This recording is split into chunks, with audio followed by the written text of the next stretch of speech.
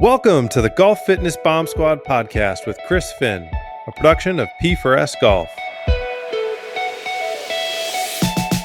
Welcome to the Golf Fitness Bomb Squad. I'm your host, Chris Finn, and today I wanted to talk about a very common issue that people have, and that's struggling getting their weight to their lead side.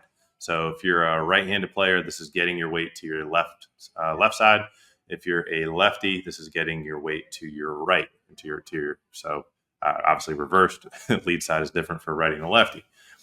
Just wanted to make sure we're on the same page. So there are so many times where this is a problem, and so many times that I hear this when people come into the facility or we're working with people remotely, where it's like, oh yeah, my pro says I just got to get to the lead side better, or I'm hanging back, or my weight shift is not what it needs to be.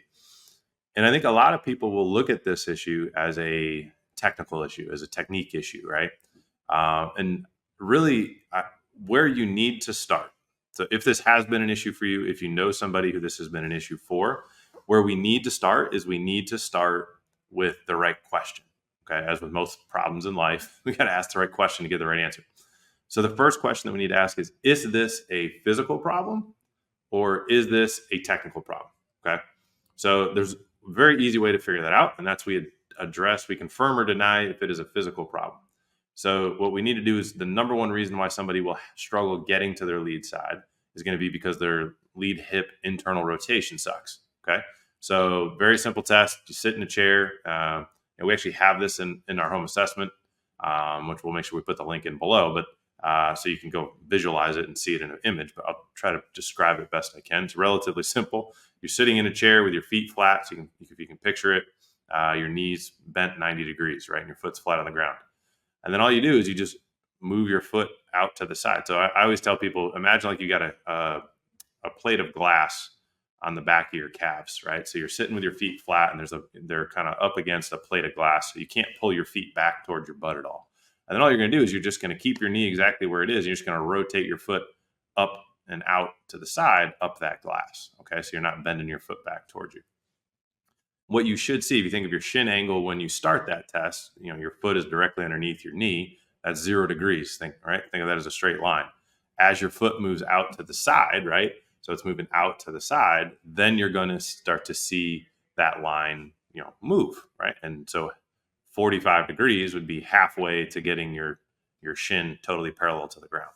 And so that's the number that we want to see, where we know that there is 0 physical limitation or 0 physical reason why you cannot get to that lead side. If you can't pass that test, then the likelihood of it being a technical issue, and let me take that back. It still could be a technical issue, but it doesn't matter because physically you can't get there. So until you remove that physical roadblock, technical doesn't matter. So that's where then you look at addressing whether it's the tensor fasciae latae or the TFL, which is the muscle up in your hip pocket. If you're sitting in that same chair that you just did the test, you kind of, take your thumb and kind of dig into just where the inside of your pocket is. That's called your TFL, just on the outside of your quad muscle, your thigh muscle. It could be your glute, it could be your psoas, which is a deep hip flexor, that goes from the hip up along into your spine. So if you're a geek and you already know what those are, great. If not, you can go Google them. So the psoas is spelled PSOAS. Go look it up. It wreaks havoc. It could be the iliacus, the ILLIACUS. I think there's 2 L's in iliacus. If not, there may be one. I'm not an English major. It also could be the TFL or the tensor fasciae latae. So those would be 3 muscles. Go look them up. Go Google them. There's actually a good. I would just Google them. That's the easiest way to do it. But you could kind of see where those muscles are located, and those would be the muscles that you'd go after with soft tissue. So whether it be softballs, lacrosse balls, whatever it may be. And then you open up that range of motion. Now, once we have that range of motion cleared up, which if you do the right stuff, so you do tissue work on that hip for probably 10 minutes a day for 2 to 4 weeks, you probably pass the test. Like literally it happens that quickly. Now you retake the test. Or let's say it's the first time you're doing the test right now and you pass it, right? That foot goes right out to 45 degrees. And this is, you don't lean side to side, you stay totally straight up and the leg just moves out, okay? If you have full hip internal rotation, then you know that it's not a physical limitation. And now we can explore, is it a technical issue, right? Is it just you have a bad habit? You don't know how to get to your lead side. You don't know what rotation into your lead side feels like. Do you hang back just because that's how you hit the golf ball and you're just not efficient with that? But at this point, then with a golf professional, or if you're going on YouTube, wherever you go to try to get better at the game of golf, there's apps coming out now with 3D, markerless stuff that are going to be able to start giving you drills. And um, you know, if you whichever avenue you're basically pursuing to get better at the game, these are the ones that now all of a sudden now you can practice these drills, and now you can be confident that you can get to that lead side, you can clear that hip. So the belt buckle's clearing towards the target at impact, hips are moving ahead of your upper body. Like now you have a chance where any technical work that you're doing is actually going to be beneficial and helpful.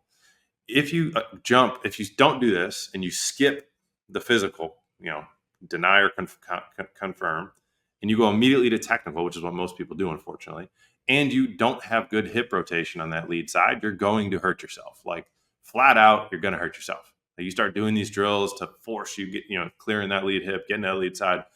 Like, dude, your hip doesn't move, so you're going to have to compensate to get there, right? So most of us are going to take the video, take the camera on the phone, and we're just trying to make it look right.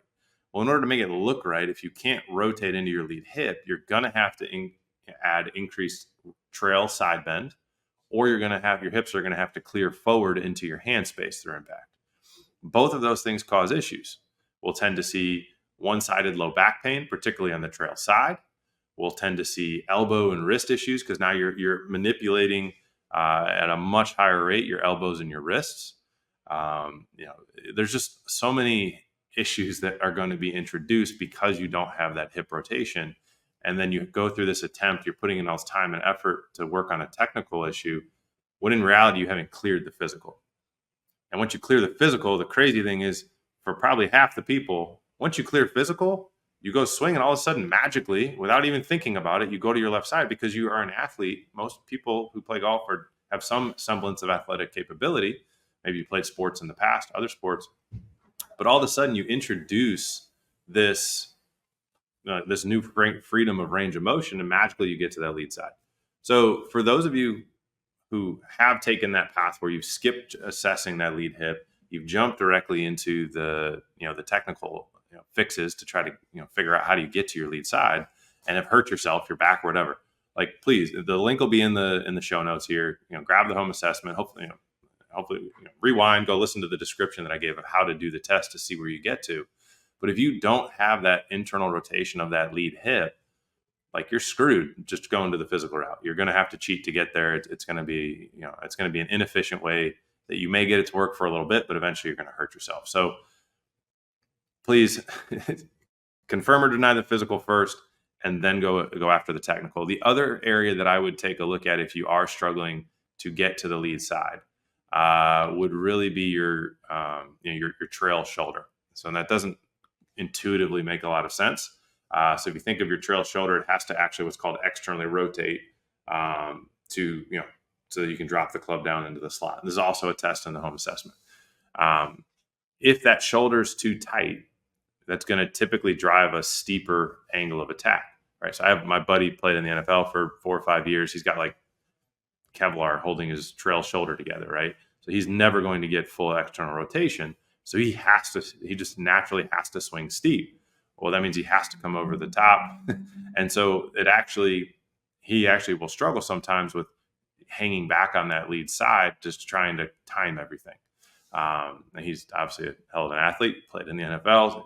He can mash the ball when he does it correctly. But if you don't have good trail shoulder external rotation, sometimes we actually will see, compensatory mechanisms such as increased trail side bend to try to shallow it out, that will make it an inefficient weight transfer.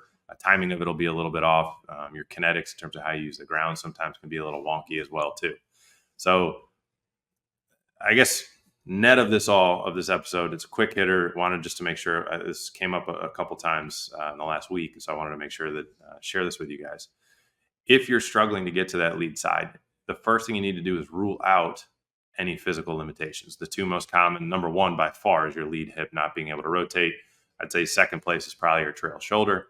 And I'm talking like factor of like 90% is your lead hip is the issue, and maybe 10% of people it's your trail shoulder that's the issue. That's the magnitude of difference of how much more common it is with the lead hip being the issue.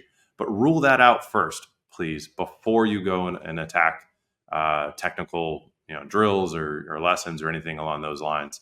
Because by showing up and having a fully functioning hip that rotates, a shoulder that rotates, it's going to increase the speed at which you can acquire the skill. You can fix that fault that you have and do it in a way that's going to keep you healthy. So hopefully that helped. Maybe we diffused a few ticking time bombs here that are listening, so that you can go ahead and go about this the right way and get results quicker and do it in a way that keeps you healthy and pain free.